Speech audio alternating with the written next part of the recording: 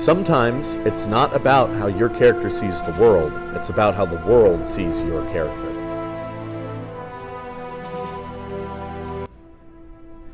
Welcome to Dungeon Master Minutes. I'm Donald the DM. Today we continue our discussion on the 5th edition character sheet, and we're going to be emphasizing the personality trait section found in the top right corner of the character sheet. Now, I do want to emphasize, this is the most important part of your character sheet. You can play the entirety of 5th edition Dungeons & Dragons with just these 4 lines of information.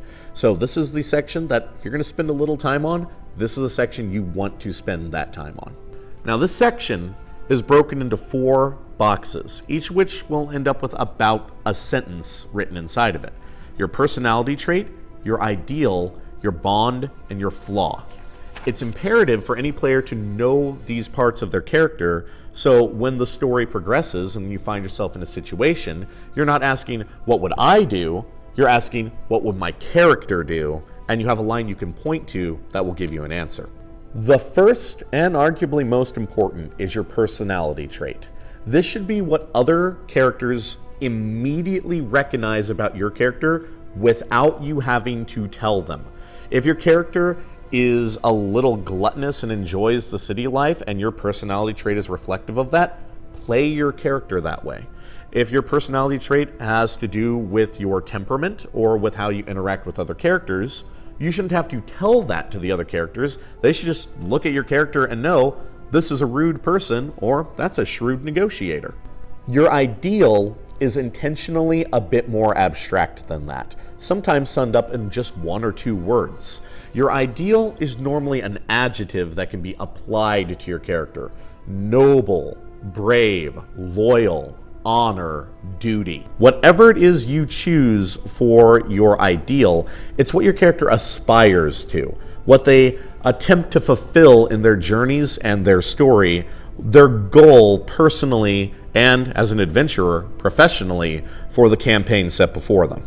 Your bond is what you are willing to tear your character sheet in half over.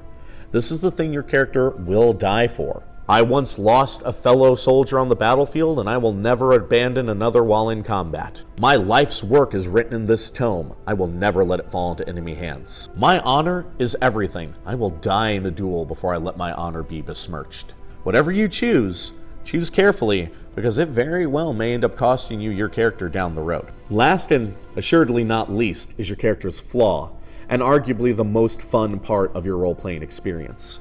Your flaw is how you choose to actively hinder the adventure. If you choose to be a drunkard or unbearably naive, it can have drastic consequences on the negotiations you're having within a kingdom.